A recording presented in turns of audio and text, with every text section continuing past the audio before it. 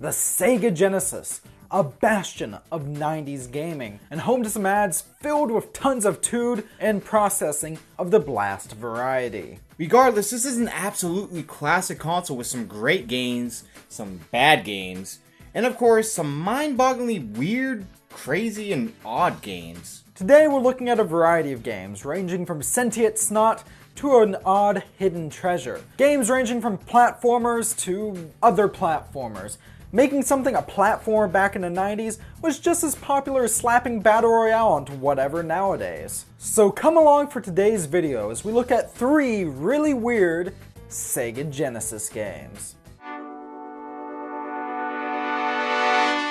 Welcome to Stuff We Play. We're big surprise we're talking about something Sega today, and if that sounds cool to you, why not subscribe? And join me today is my good friend Wolfkaosaun. And today we're looking at Sega Genesis games.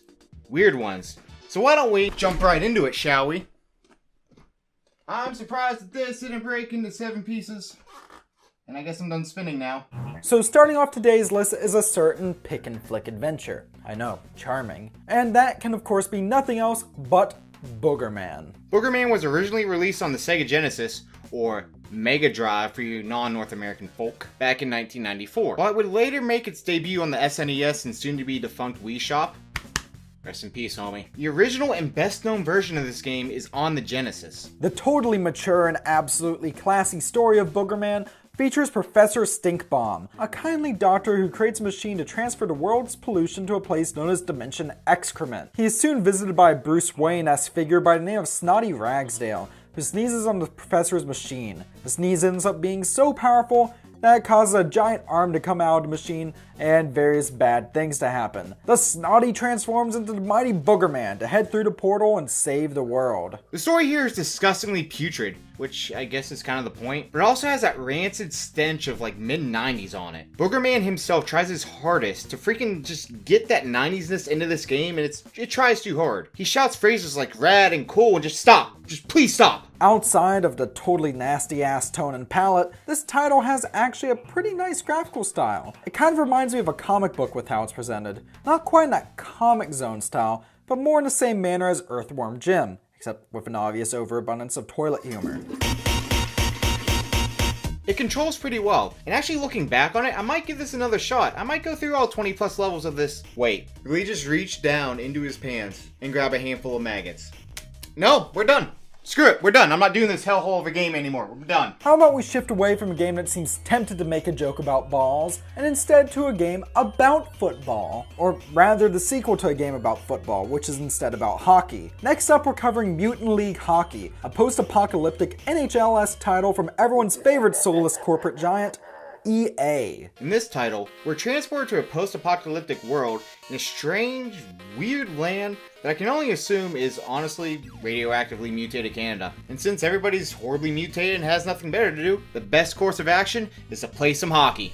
Now, I casually enjoy hockey in real life, but this game, I really like this game. Admittedly, it doesn't feel like there's as much here as in its football-themed predecessor, though that's probably because you can only select between playing as robots, skeletons, or trolls here, while Mutant League Football included aliens and superhumans as well. But then again, I don't really like football. Well, American football anyways. A hockey game though, I'm down for, especially when it's really solid, pretty damn weird, and definitely original. I agree here. The weird post-apocalyptic aesthetic really works with this game, and it's really quite beautiful. To be honest, I don't even like hockey, but I love this game, mainly because I get to push people into pits and they get eaten by sharks. Also, that whole part where you go flying over the corpses of the dead bodies you just made is a really nice touch. And of course, what would hockey be without fighting? There's a brilliant little fighting minigame here for if you ever want to beat the ever-living crap out of a specific mutated opponent. This is a really fun and simple game. It's easy to get into and you can have hours of fun with this. A textbook example of a game that's easy to learn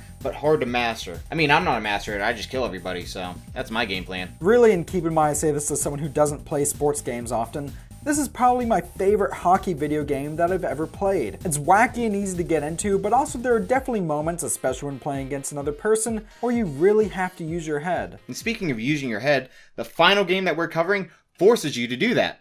Literally. Dynamite Headdy is the brainchild of renowned developer Treasure, famous for such classics as Gunstar Heroes and Ikaruga. It's also likely the most known game we're covering today, though none of these three are what I'd call obscure per se. Released in 1994, this colorful platformer follows a living puppet named Headdy who must stop a puppet king from taking over the world. And that's pretty much it. But like most 2D platformers, it's not about the story itself, it's about the gameplay and the adventure. And wow, is this an incredible one. This game features a fantastically vibrant and cartoony art design that is a feast for the eyes. Everything is full of movement, but semi-stilted movement that you'd find in puppets, which I guess makes sense seeing as this is a world inhabited by puppets. This is further added upon by subtle fourth wall breaks, such as a curtain opening and closing before every level, literally setting each stage. The control here is also sublime. Along with the solid running and jumping, he can throw his head onto grabbable obstacles, chomp on them, and hoist himself up. Furthermore, he can gain access to other heads and plop them onto his body. These act as power-ups and give him a wide variety of different abilities. The pacing here is also top-notch. While not quite as frantic as the likes of Gunstar Heroes,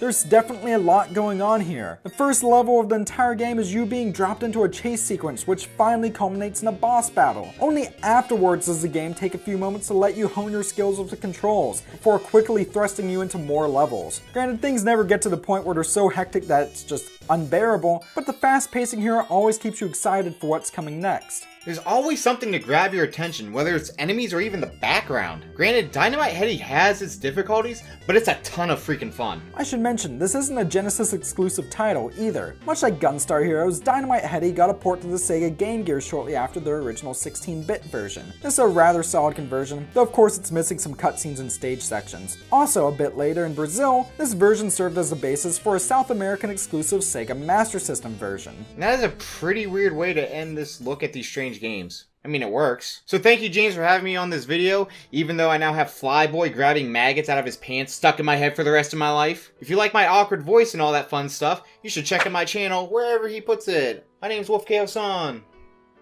I'm like doing interpretive dancing. And with that, thank you tons for joining me, man. I had a blast making this video, and what games should I cover in the future, whether it be Sega or anything? Or should I have other guests on to talk about other weird games for weird consoles from the 90s? Let me know down in the comment section below. And while you're at it, why don't you subscribe to Stuff We Play for more great content like this? Or even back us on Patreon, because every dollar earned from Patreon does go back into the channel itself. So with that, thank you very much for watching. Stay classy, and I'll see you next time.